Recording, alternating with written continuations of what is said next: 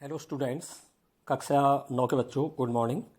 बच्चों, आज मैं आपको वास्तविक संख्या के मूल क्या होते हैं, उन्हें क्या कहते हैं, ठीक है, और उनकी घात और परिमेयीकरण, इसके बारे में जानकारी दे रहा हूँ। आप ध्यान से इस वीडियो को देखिए। अगर आप इसको समझ जाएंगे, आपको प्रश्नों को हल करने में परेशानी नहीं होगी। उसके बाद बच्चों, मैं प्रश्नावली के कुछ प्रश्न भी आपको हल कराऊंगा। तो सबसे पहले बात करते हैं वास्तविक संख्या के मूल। बच्चों, माना ए कोई धनात्मक परिमेय संख्या हम मान ले रहे हैं। इस संख्या का सबसे छोटा मूल क्या होता है? आप जानते हैं, पढ़ा है आपने 7th 8th में, वर्गमूल, अंडर रूट जिसे कहते हैं। और इसका चिन्ह भी आप जानते हैं, मैंने इस कॉपी में बना रखा चिन्ह, आपने पहले छोटी क्लासों से पढ़ते हुए आ रहे हैं, इसको देखा है आपने। इस चिन्ह से हम इसको दर्शाते हैं, ठीक है बच्चों। तो संख्या ए का जो वर्गमूल होगा, इस चिन्ह के अंदर हम उसको रख देंगे। या अगर हम इस चिन्ह को न लिखें, इस चिन्ह को हटा दें, तो जो संख्या हमने ए मानी है उसके घात 1/2 लिखनी पड़ेगी। उससे भी हम इसको प्रदर्शित कर सकते हैं, ठीक है। ये कहलाता है वर्गमूल, या हम इसको कहते हैं दूसरा मूल, ठीक है। ठीक है बच्चों। अब यदि संख्या, इसी संख्या का ए का हम तृतीय मूल, जिसे हम घनमूल भी कहते हैं, अगर वो निकालना चाहें तो चिन्ह यही रहेगा बच्चों, चिन्ह यही रहता है। सिर्फ हम बाहर से इस चिन्ह के बाहर छोटा सा 3 लिख देंगे। इसका मतलब 3 का मतलब घनमूल है, तृतीय मूल है, ठीक है। या हम इसको अगर घात के रूप में लिखना चाहेंगे, इस चिन्ह को हटा देंगे तो हम ए की पावर 1/3 से इसको प्रदर्शित करेंगे। ऐसे ही अगर मान लेते हैं चतुर्थ मूल निकालना है ए का, तो चिन्ह यही रहेगा जैसा वर्गमूल के लिए बनाया आपने। अब तृतीय मूल के लिए आपने बाहर छोटा सा 3 लिखा, चतुर्थ मूल के लिए इस चिन्ह के बाहर छोटा सा 4 लिख देंगे। इसको छोटे अंकों में लिखेंगे आप। केवल एक ये निर्देश हुआ कि ये हमें बताता है कि ये चतुर्थ मूल है। अगर हम इसको घात के रूप में लिखना चाहते हैं, ये चिन्ह को हटा देते हैं, तो ए की घात 1/4 से इसको हम प्रदर्शित करेंगे। तो इसी तरह से 5वां मूल, 6ठा मूल, है ना, हम ज्ञात कर सकते हैं। अब बच्चों बात करते हैं, मान लेते हैं हमें ए का nवां मूल ज्ञात करना है। पहला, दूसरा, तीसरा, चौथा, 5वां, 6ठा होते होते हम nवां मूल ज्ञात करना चाह रहे हैं। जनरली एक हम जनरल रूप में कैसे लिखेंगे, उसको सामान्य रूप में, ठीक है ना। तो nवां मूल ज्ञात करने के लिए चिन्ह तो ये रहेगा, ए को हम इस चिन्ह के अंदर रख देंगे और बाहर से छोटा सा n लिख देंगे। n केवल निरूपित करने के लिए कि ये nवां मूल है। अगर हम इसको घात के रूप में लिखना चाहेंगे तो ये चिन्ह हटा करके हम a की घात 1/n इसको लिख सकते हैं। तो ये जो चिन्ह आया बच्चों, जो वर्गमूल के लिए, घनमूल के लिए, या चतुर्थ मूल के लिए, या nवें मूल के लिए जो चिन्ह लगाया हमने, ये चिन्ह एक सा होता है, कहा मैंने। इस चिन्ह को हम करणी चिन्ह कहते हैं। जो ये प्रतीक होता है इसका, ये चिन्ह क्या कहलाता है? करणी, शर्ड क्वांटिटी, ठीक है। अब करणी होती क्या है? देखो बच्चों, यदि किसी धनात्मक परिमेय संख्या का कोई मूल पूरा हमें मालूम नहीं हो पाता है, हम मान लेते हैं जैसे 4 है, 4 का हमने वर्गमूल निकाला, वो तो पूरा निकल गया, ठीक है। अब 2 का पूरा वर्गमूल नहीं निकल पाता आपका, वो डेसिमल में आते रहता है, ख़त्म भी नहीं होता है, पढ़ा है आपने, अशांत अनावर्ती हो जाता है वो। तो इस तरह के जो भी ये ज्ञात नहीं होंगे, जो भी मतलब जिनके मूल हमें, तो उस मूल को हम करणी या अपरिमेय संख्या कह देते हैं, ठीक है। जैसे वर्गमूल 2 है, ठीक है, वर्गमूल 3 है।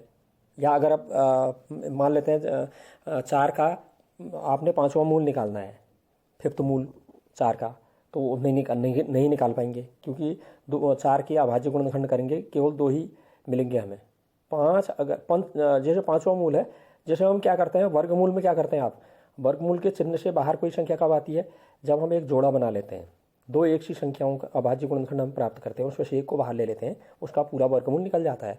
घनमूल भी आपने 8th में पढ़ा है, हम किसी संख्या के अभाज्य गुणनखंड करते हैं, एक समान 3 गुणनखंड आ जाते हैं, तो 3 में से एक को बाहर ले लेते हैं, वो घनमूल हो जाता है। ऐसे ही चौथा मूल निकालना है, तो जो संख्या हमें दे रखी है इस करणी चिन्ह के अंदर, उसके 4 एक समान हम अभाज्य गुणनखंड कर लेते हैं, उन चारों में से एक को बाहर ले लेते हैं, तो उसका पूरा चतुर्थ मूल निकल जाता है ना। तो जैसे 4 का 5वां मूल निकालना हमने, 5th मूल, तो वो नहीं निकलेगा, क्योंकि इसके 2 ही अभाज्य गुणनखंड आएंगे, 5 नहीं आएंगे एक से। ऐसी अगर आप 8 का आपने चतुर्थ मूल निकालना है, तो 8 के अभाज्य गुणनखंड करेंगे, 2 गुणा 2 गुणा 2, 3 ही 2 हमें प्राप्त हो पा रहे हैं, 4 नहीं हो पाएंगे, तो वो भी हम इसका चतुर्थ मूल 8 का हम नहीं निकाल पाते हैं। तो ये सब ऐसी राशियाँ हैं जिनका हम पूरा मूल नहीं निकाल पा रहे हैं। तो ऐसी संख्याओं को ही हम करणी या अपरिमेय संख्या कहते हैं। अब बच्चों बात आती है करणी की घात। घातांक संख्याएं एक में आपने पढ़ी हैं, जैसे आपने x की घात 2 पढ़ा, x की घात 3 पढ़ा, x की घात 4 पढ़ा। तो वहाँ पर हम जो ऊपर से सिर में लिखी होती है छोटी संख्या, उसको हम घात कह देते हैं ना।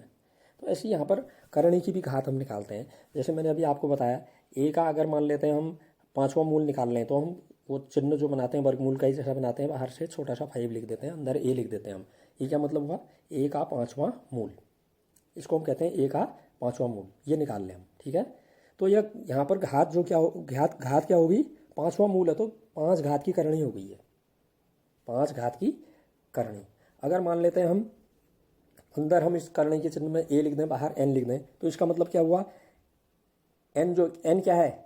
इस करणी की घात है, तो इसको कहते हैं हम करणी की घात। ठीक है, और जो अंदर हमने लिखा इस चिन्ह के अंदर, करणी के चिन्ह के अंदर जो भी हम लिखेंगे, यहाँ मैंने a लिखा है जैसे, तो वो उसको हम कहेंगे करणीगत राशि।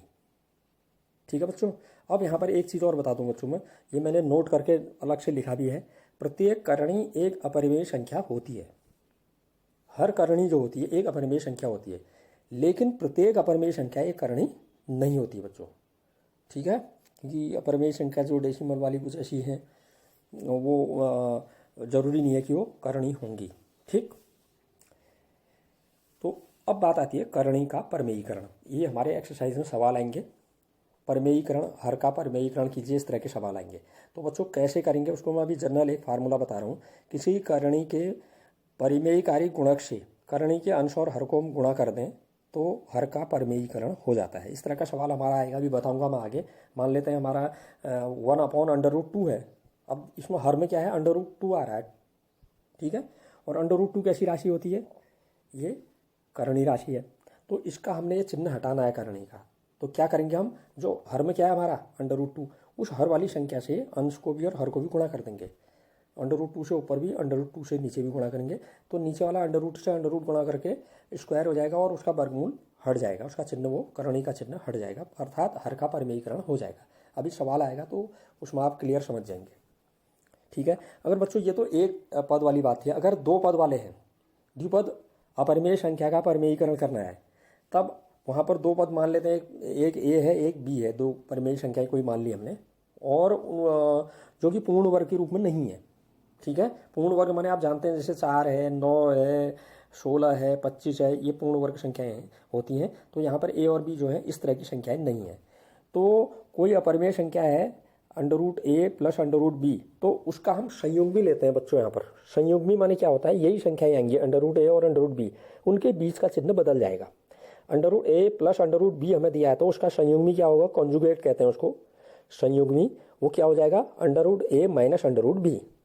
अगर हमें मान लेते हैं अपरिमेय संख्या √a माइनस √b दी होती, तब उसका संयुग्मी बीच का चिन्ह माइनस की जगह प्लस कर देते, √a प्लस √b हो जाता। ठीक है बच्चों, तो इस तरह की अगर द्विपद अपरिमेय संख्या के हर का परिमेयीकरण करना है तो हम क्या करते हैं? जो हर की जो संख्या हमें दी है योग के रूप में या अंतर के रूप में, उसका संयुग्मी ले लेते हैं, उस संयुग्मी से अंश को भी हर को भी गुणा कर देते हैं, तो हर का परिमेयीकरण हो जाता है। ठीक है बच्चों, चलिए अब हम ये मैंने मुख्य बातें इस पाठ की बता दी हैं आपको, और अब हम प्रश्नावली 1.5 के प्रश्न को हल कर रहे हैं। सबसे पहला प्रश्न है, बताइए नीचे दी गई संख्याओं में कौन कौन परिमेय हैं और कौन कौन अपरिमेय हैं। बच्चों पहले मैंने आपको बताया अभी कि मैंने एक पावर पॉइंट प्रेजेंटेशन बना रखा है संख्या पद्धति के बारे में। 2 पावर पॉइंट प्रेजेंटेशन बताई थी मैंने। एक पावर पॉइंट प्रेजेंटेशन मैंने आपको अच्छी तरह से बता रखा है, जब हम एक परिमेय संख्या और एक अपरिमेय संख्या को जोड़ते हैं तो उनका योग हमेशा अपरिमेय आता है। जब हम एक परिमेय संख्या में से एक अपरिमेय संख्या घटाते हैं तो अंतर भी अपरिमेय संख्या ही आता है। जब हम एक परिमेय संख्या को एक दूसरी अपरिमेय संख्या से गुणा करते हैं तो जो गुणनफल आता है वो भी अपरिमेय आता है। और जब हम एक अपरिमेय संख्या को एक परिमेय संख्या से या एक परिमेय संख्या को एक अपरिमेय संख्या से भाग दें, मतलब एक परिमेय है और एक अपरिमेय है, तब हम भाग की क्रिया करें तो भागफल भी अपरिमेय ही आता है। लेकिन यहाँ पर जो परिमेय संख्या है वो अशून्य होनी चाहिए। अशून्य माने शून्य नहीं होनी चाहिए, शून्य के अतिरिक्त ऐसी परिमेय संख्या होनी चाहिए। ठीक है, तो बच्चों इसी पर आधारित ये प्रश्न है पहला। इसमें पहला खंड जो है वो है 2 माइनस अंडर रूट 5। अब हमें बताना है कि 2 माइनस अंडर रूट 5 ये परिमेय है या अपरिमेय। तो आप समझ गए होंगे इसमें दो भागों में बटा हुआ है, 2 है फिर माइनस अंडर रूट 5 है। पहला भाग 2 है, उसमें अंडर रूट है ना या क्यूब रूट कुछ नहीं लगा है, वर्गमूल घनमूल कुछ नहीं है, पूर्णांक है वो 2, तो वो एक परिमेय संख्या तो होगी। और दूसरी जो है माइनस के बाद वो है अंडर रूट 5। हम जानते हैं अंडर रूट 5 अपरिमेय होती है, जिनका पूरा पूरा वर्गमूल हम नहीं निकाल पाते हैं, वो अपरिमेय होती हैं। क्योंकि जब उनका वर्गमूल हम निकालते हैं डेसिमल में या दशमलव में, तो वो दशमलव के बाद अशांत अनावर्ती होता है, तो वो अपरिमेय हुआ। तो यहाँ पर 2 तो परिमेय है और अंडर रूट 5 अपरिमेय है। तो इनका योग क्या आएगा या अंतर क्या आएगा अभी बताया मैंने। एक परिमेय संख्या एक अपरिमेय संख्या, उनका योग हो या अंतर हो, वो हमेशा अपरिमेय ही आता है। तो यहाँ पर एक परिमेय और एक अपरिमेय का अंतर कैसा आएगा, अपरिमेय, अर्थात यह पहली वाली संख्या अपरिमेय है। अब ऐसी सेकंड वाला देखिए, यह है पहले ब्रैकेट के अंदर दे रखा 3 प्लस अंडर रूट 23, फिर ब्रैकेट बंद करके माइनस का, ब्रैकेट के बाहर माइनस अंडर रूट 23 है। तो पहले ब्रैकेट खोल लेते हैं बच्चों। यहाँ पर इसमें 3 प्लस अंडर रूट 23 ब्रैकेट खोला तो माइनस, बाद में है माइनस का अंडर रूट 23। अब यहाँ एक प्लस का अंडर रूट 23 एक माइनस का अंडर रूट 23 है, दो राशियाँ बराबर हैं, एक प्लस की माइनस की तो कट जाती हैं, आप जानते हैं। तो प्लस का अंडर रूट 23 से माइनस का अंडर रूट 23 कट गया हमारा, ठीक है। तो क्या बचा, उत्तर 3। मतलब यहाँ वर्गमूल रहा ही नहीं, अब करणी वाली राशि रही नहीं, वर्गमूल या घनमूल कुछ नहीं रहा, पूरी संख्या आ गई 3, ठीक है। और जितने भी पूर्णांक होते हैं या जितने भी प्राकृत संख्याएं होती हैं या जितनी भी पूर्ण संख्याएं होती हैं वो सब परिमेय होती हैं, है ना। उसको हम बट्टे कुछ नहीं है, एक लिख के परिमेय पी अपॉन क्यू के रूप में भी लिख सकते हैं। तो यहाँ पर 3 बच रहा है, वर्गमूल वाला कट गया है, तो इसका मतलब ये परिमेय संख्या है, अर्थात 3 प्लस अंडर रूट 23 ब्रैकेट में माइनस अंडर रूट 23 एक परिमेय संख्या होगी। तीसरा भाग देखिए बच्चों इसका, यह है 2 under root 7 upon 7 under root 7, ठीक। 2 और अंडर रूट 7 के बीच में कोई चिन्ह नहीं है, इसका मतलब गुणा। अगर हम खाली 2 अंडर रूट 7 की बात करें तो वो तो अपरिमेय है, और बट्टे में भी 7 अंडर रूट 7 एक परिमेय संख्या एक अपरिमेय संख्या गुणा होती है, तो गुणा करके अपरिमेय ही आता है, तो बट्टे में भी अपरिमेय है। लेकिन यहाँ पर बच्चों क्या हो रहा है, अंडर रूट 7 से अंडर रूट 7 कट जा रहा है, एक बार अंडर रूट वाले दोनों ऊपर नीचे पद कट गए, तो क्या बचा 2/7। अब ये पी बट्टा क्यू के रूप में है ना, तो परिमेय है, अतः 2 under root 7 upon 7 under root 7 एक परिमेय संख्या होगी। चौथा देखिए बच्चों, 1 अपॉन अंडर रूट 2। अब यहाँ पर देखिए अंश में तो है 1, माने ये परिमेय है, और हर जो है इसका अंडर रूट 2 है। अंडर रूट 2 या अंडर रूट 3 या अंडर रूट 5 या अंडर रूट 7 जिनका पूरा पूरा वर्गमूल नहीं आता है वो अपरिमेय होते हैं, तो हर जो है इसका अपरिमेय है। अभी मैंने बताया था आपको, परिमेय संख्या को अपरिमेय संख्या से भाग देते हैं तो भागफल हमेशा अपरिमेय आता है, अर्थात 1/√2 अपरिमेय संख्या होगी। अब बच्चों 5वां खंड देखिए, 2 पाई कैसी परिमेय है या अपरिमेय।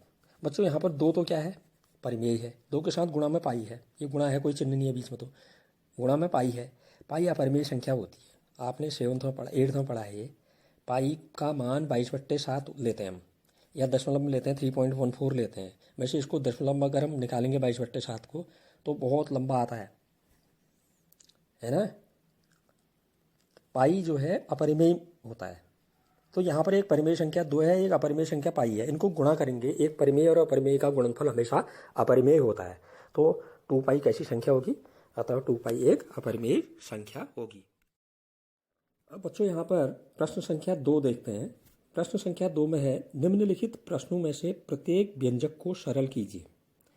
1 2 3 4 खंड दिए हैं, मैं इनसे रिलेटेड सवाल दूंगा आपको, मैं बता रहा हूँ किताब के, उसके बाद इनसे संबंधित ऐसे ही तरह के बदले हुए सवाल दूंगा, आप उनको हल करके ग्रुप में शेयर करेंगे। ये पहला है 3 प्लस अंडर रूट 3 पहले ब्रैकेट में इनटू, कोई चिन्ह नहीं है बीच में तो गुणा होता है, इनटू माने गुणा, दूसरे ब्रैकेट में 2 प्लस अंडर रूट 2। इसको हल करके सरल करके बताना है कितना आएगा।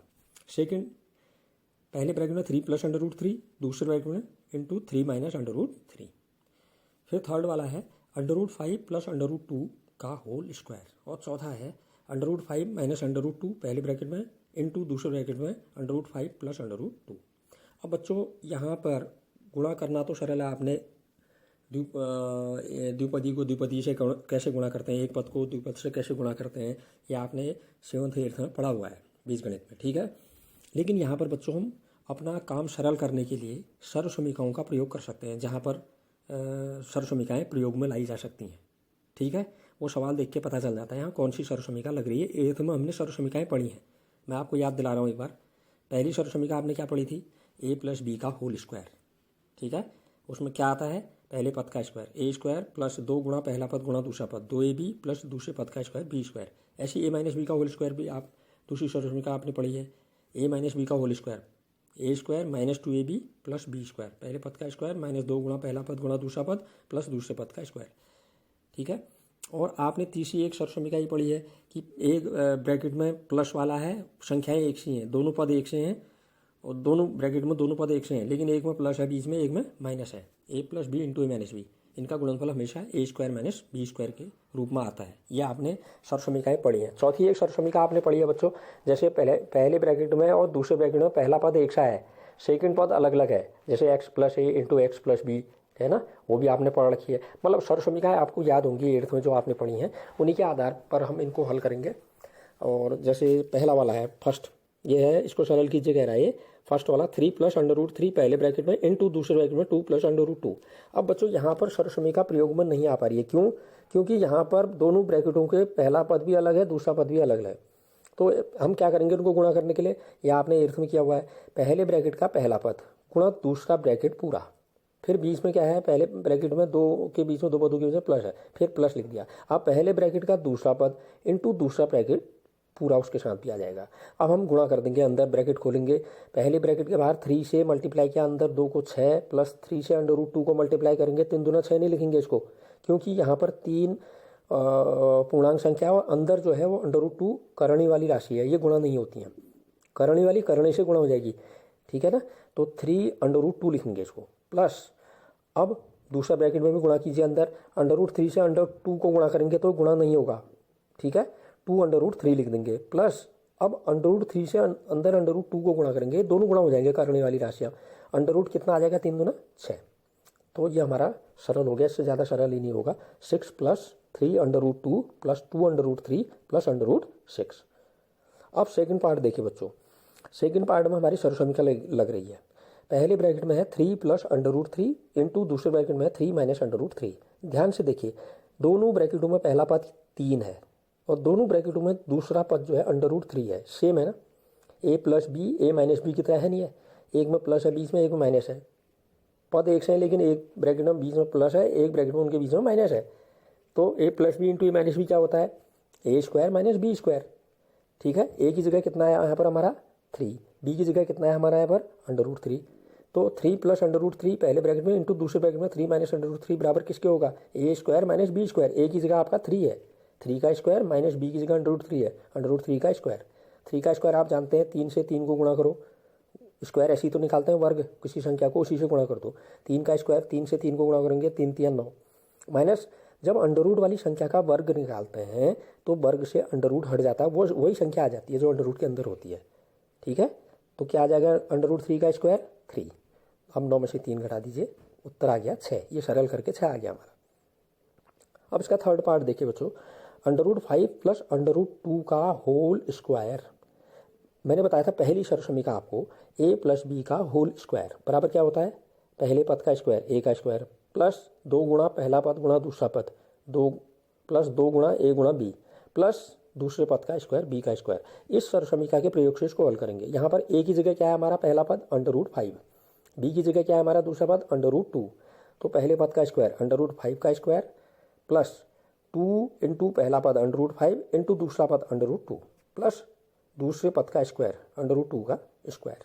अब मैंने अभी बताया आपको, अगली लाइन में इसको सरल कीजिए, जब किसी अंडर वाली संख्या का स्क्वायर करते हैं तो स्क्वायर से अंडर हट जाता है, वो संख्या आ जाती है। तो √5 का स्क्वायर करेंगे तो 5 प्लस, अब इनको गुणा करेंगे बच्चों, इसमें 2 में अंडर नहीं है, 2 को तो ऐसे लिख दीजिए, √5 से √2 गुणा हुआ, √10 आ गया, अंडर वाले आपस में गुणा हो जाएंगे, ठीक है। प्लस √2 का स्क्वायर करेंगे, स्क्वायर से वर्गमूल हट जाएगा, 2 आ जाएगा। अब शुरू का 5 और अंत का 2 को जोड़ दीजिए, 5 और 2 7, और 2 √10 को उसके साथ प्लस में ऐसे ही लिख दीजिए, ये नहीं जुड़ेगा। अब क्योंकि इसके साथ अंडर रूट भी आ रहा है करणीय वाली राशि।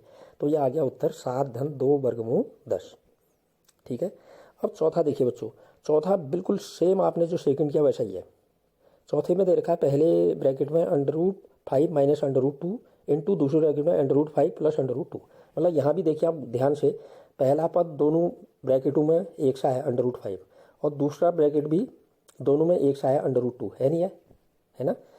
तो a प्लस बी, एक में प्लस है एक में माइनस है बीच में, तो a plus B into A minus B की तरह हो गया ये। a plus B into A minus B बराबर क्या आता है हमेशा, a square minus B square.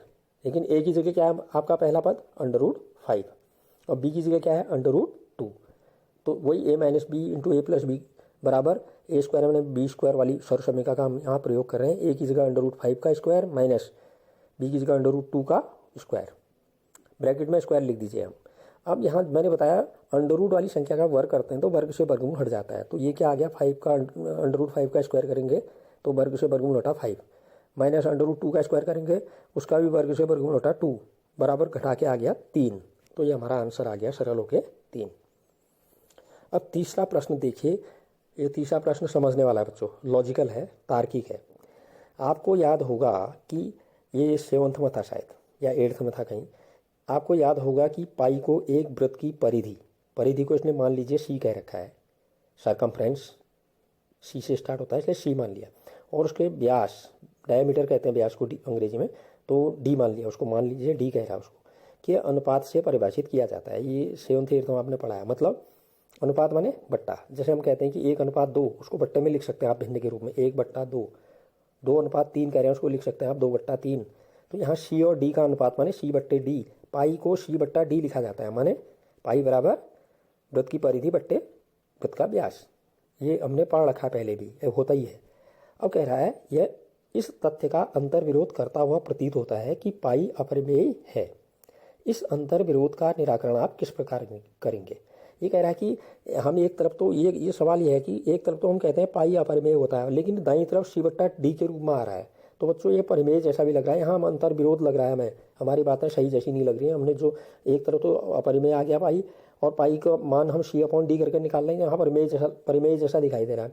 तो ये अंतर विरोध क्यों हो रहा है, इसको आप कैसे दूर करेंगे इस अंतर विरोध को, ये पूछ रहा है इसमें। तो इसको समझा रहा हूँ बच्चों में, ध्यान से सुनिए। तो हमें ये तो मालूम ही है कि पाई बराबर होता है C/D, माने वृत्त की परिधि बट्टे वृत्त का व्यास। तो बच्चों ये परिभाषा के अनुसार या हम जानते हैं कि पाई बराबर C/D, वृत्त की परिधि बट्टे वृत्त का व्यास। अब बात यहाँ पर क्या है, आप समझ रहे होंगे कि ये अंतर विरोध वाली बात क्यों कह रहा है कि पाई बराबर तो होता है C/D, मतलब C/D माने P/Q के रूप में आ रहा है। ये एक तरफ तो दाईं तरफ परिमेय लग रहा है कह रहा है, और पाई को हम कहते हैं अपरिमेय। यह अंतर विरोध क्यों है, आप इसको कैसे समझाएंगे कह रहा है। ठीक है। तो बच्चों जब हम किसी वृत्त की परिधि या उसके व्यास को नापते हैं तो हम स्केल का यूज़ करते हैं, पैमाने का, है ना, जो स्केल हमारे पास होता है।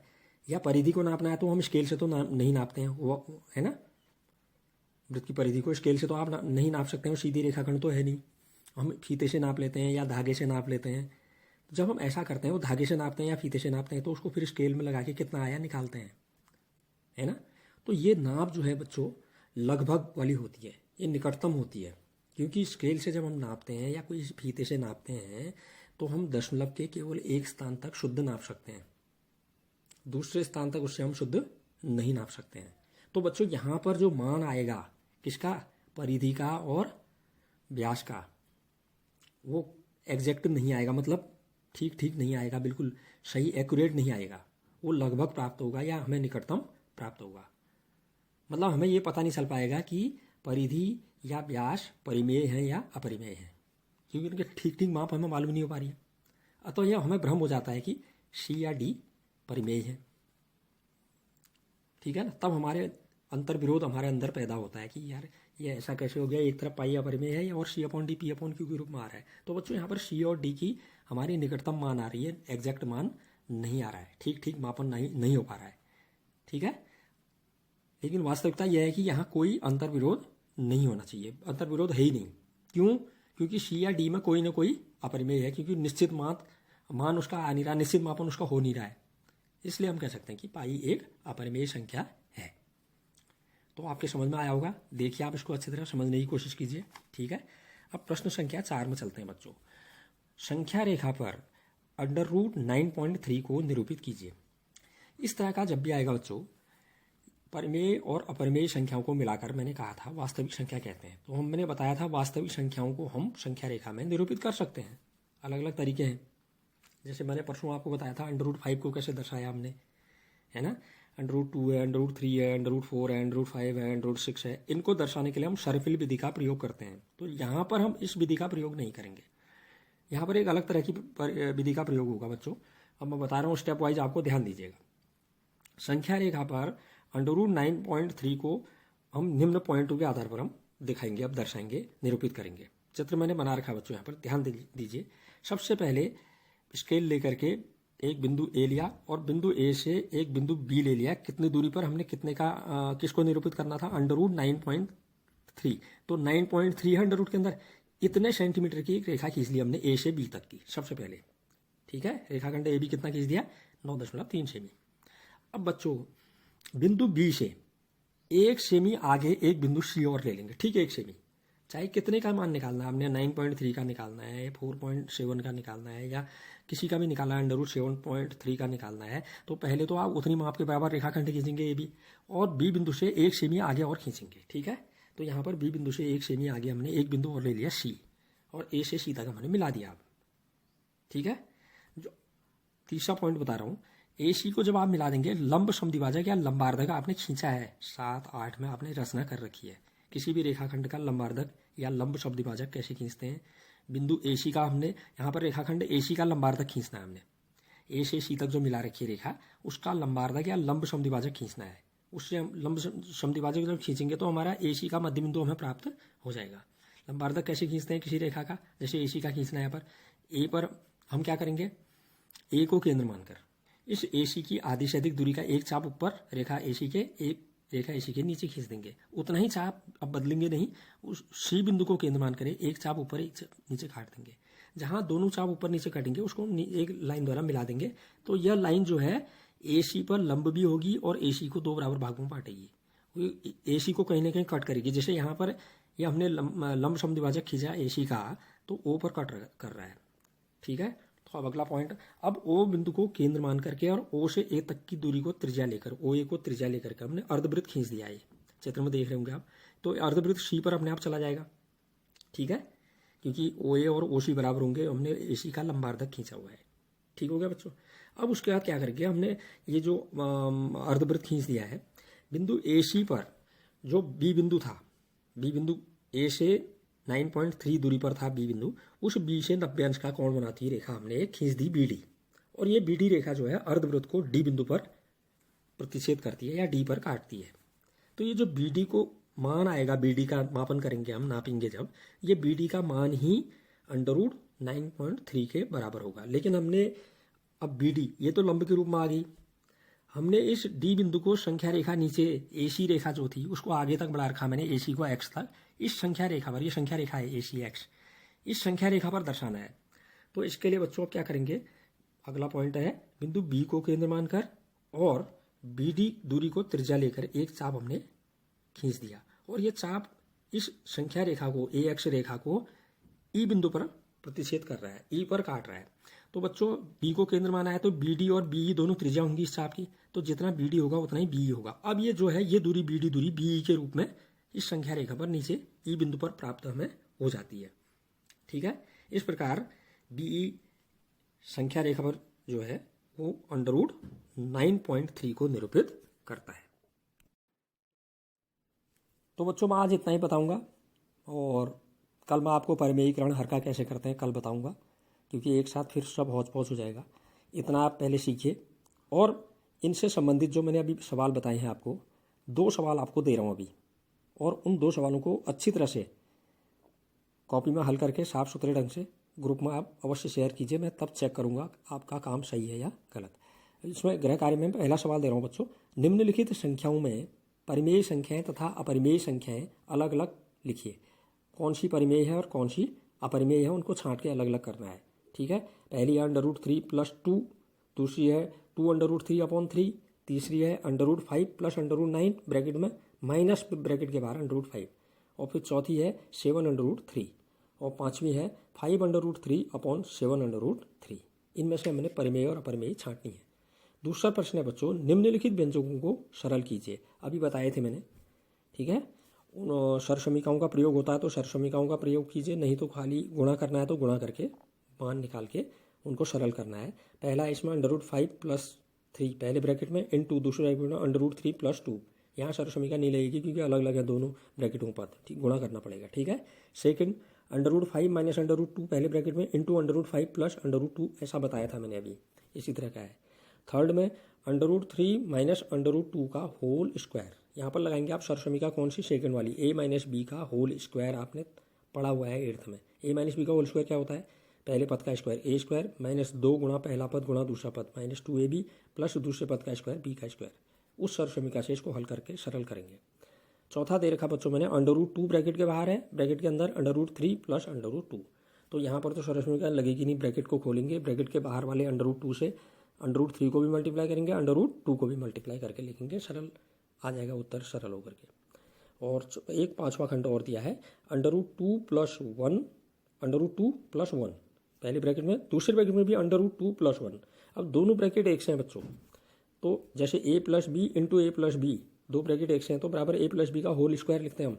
तो यहाँ पर भी √2 + 1 का होल स्क्वायर, तब a + b का होल स्क्वायर, ये वाली सरसमीका से इसको सरल करेंगे। तो बच्चों आप इन गृह कार्य को भी हल करके दीजिए, और जो मैं वीडियो बना के भेजूंगा उसको आप अच्छी तरह से देख के पहले पढ़ लीजिए, अध्ययन कीजिए, और उसके बाद इन सवालों को हल करके ग्रुप में शेयर कीजिए।